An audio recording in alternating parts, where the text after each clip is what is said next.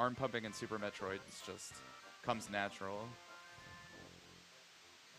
Very clean, mellow talk. Yeah, that's actually really kind of annoying because if you try and you can't walk diagonally downstairs in this game.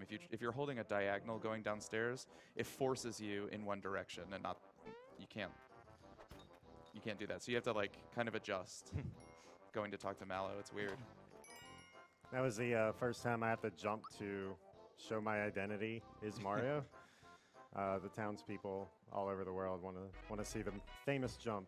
So if you're just mashing A, you'll sit there for a while and wondering why you're not advancing the text. Dang, this guy didn't even camera center. Yeah, normally you would want to jump there along the middle of the sidewalk. Yeah, jumping Oh, Very nice. minor. Yeah. jumping ever so slightly centers the camera on Mario. Dang, I didn't know that. I'll have to do that next time. That was just for show. Yeah, I no, did. that's why we all Jumping do down the this. sidewalk. That's why we all do it. Jump down the Hey, sidewalk. On our way to Bandit's Way. Speaking of, what are we going to see in Bandit's Way, Pi? We're going to see some enemies. Yeah? Yeah. What kind of We're going enemies? to see some Goombas. Yeah? We're going to see some Spinies. Yeah? Okay. And well, if he runs into them, we're going to see some other enemies that aren't shown on the screen. But I know Lack, he's not going to run into any of these enemies. Lack's a pro. Yeah, he's good. Oh my all God. right, all right. Okay. Okay. And we're also going to see some of the rotating flowers. Now, based on where you land on the flower is where Mario's initial like facing will be. And so Lack is going to attempt to manipulate both of these. There's a hidden Kuro cola right there, as you just saw. He skipped that coin because it wastes like 30 frames for every coin you get. Or something. Yeah. We don't need them. Yeah. Is that only one coin? Is it I 10? think it's one, yeah. Yeah. All right, so this is going to be kind of the first like variable in the run. He's going to attempt what's called like the dog jump, and he's going to try to hit a flower in one of these floating chests. If he gets it, it's going to allow him to save a couple seconds in the sewers.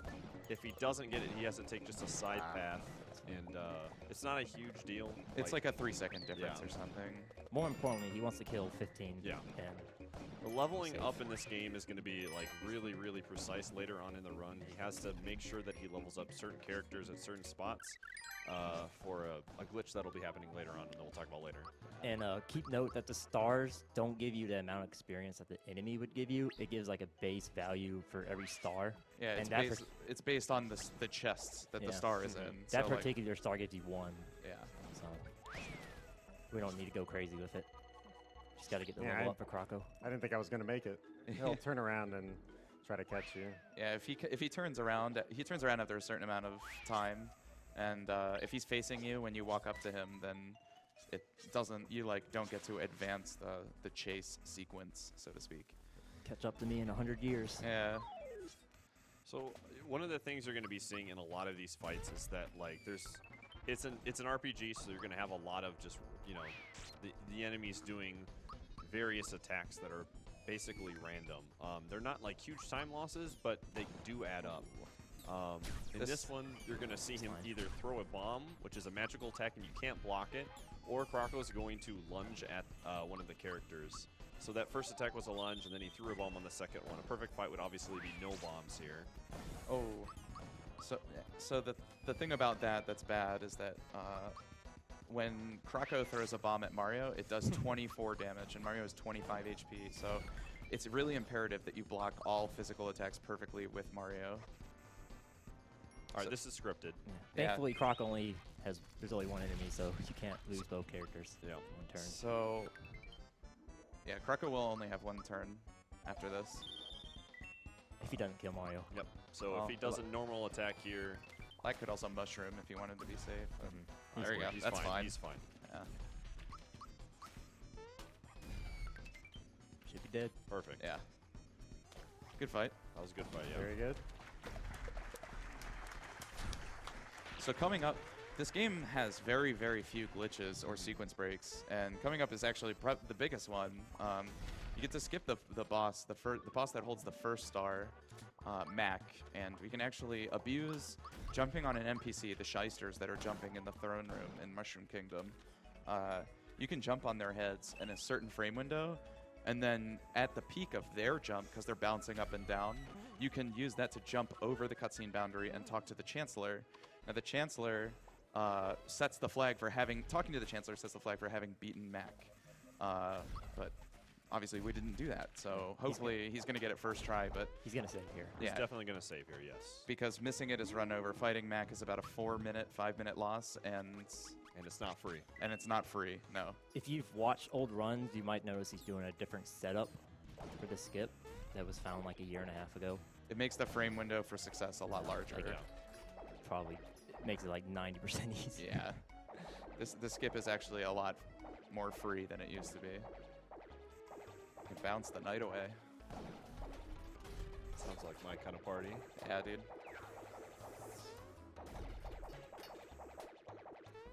Nice. There it is. Every time. So the hardest part, the hardest part, and the reason I said nice halfway through the skip, wasn't to mess Lack up. It was because, what? TV went off. Just mash text. I am. It's a cutscene thing. I can still hear it. It's good. It's good. It's good. I think.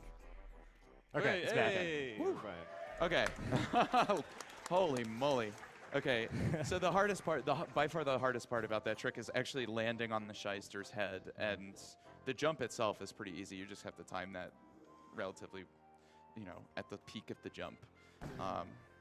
But landing on the Shyster's head is where the frame windows come in based on your position relative to the Shyster, which we figured out. We can increase the frame window, or Alan, I guess, figured it out. Yeah. So yeah, now it's much easier to do. Yeah, just standing on a certain pixel. I don't know why. I'd like to just give a shout out to Alan M because right before this I was practicing and couldn't get it, so I pulled up a tutorial video from Alan M. Yeah. So I fixed it. So thank you, Alan M. So a funny side effect though about skipping that star is the menu that you can like check how many stars you have. It's not there until you get your second star. Yeah. Later on it'll show up. And I'm pretty sure you don't see the first star. It's not like there. I I don't remember. I can't remember the last time I've looked at the star menu. So that's this extra flower he could have skipped earlier. Is it faster to get the star or the flower Same before thing. Pandorite? It's Oh, the it is. same Okay, thing. I just do it so I don't forget. that's a good point. So this is the main reason he wanted to power up his jump. He's going to do exactly 300 damage here, and Pandorite has 300 HP. And that was actually really lucky that he used the flame on Mallow. Because if he physicals, okay, yes. fine. That's good. Basically, you want this fight to take exactly 3 turns. If he fears Mario or Carney kisses Mario, then that's really bad. But if he physicals, you can block it. So this is an optional fight in the game. And in the old route, this actually was skipped by some of the better runners. And the reason why is it gives you coins. It gives you some items that you can sell for coins, which are going to come in really handy later when you're buying certain items.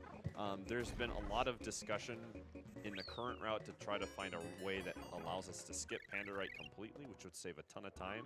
But currently, right now in the route, Pandorite is pretty much mandatory. I believe it's like, what, 45 seconds? Something like that? Yeah, 'cause Yeah. you can skip an entire section of the sewers. Yeah. Well, Plus the fight. yeah. And it's the fight, yeah. discussed. 'Cause you would also skip that star in this route if we did skip him. Yeah, skipping Pandorite makes you lose time elsewhere in the run, but the overall time save is around 45 seconds. Now you saw Lack. If we can pull it off. Yeah, you saw Lack pick up a mushroom there. Most bosses give you an automatic health refill when you kill them, but Pandorite is not technically a boss, so he had to pick that up to refill his flower points and HP as well. Otherwise, this fight would not go well. Bloom's going to have a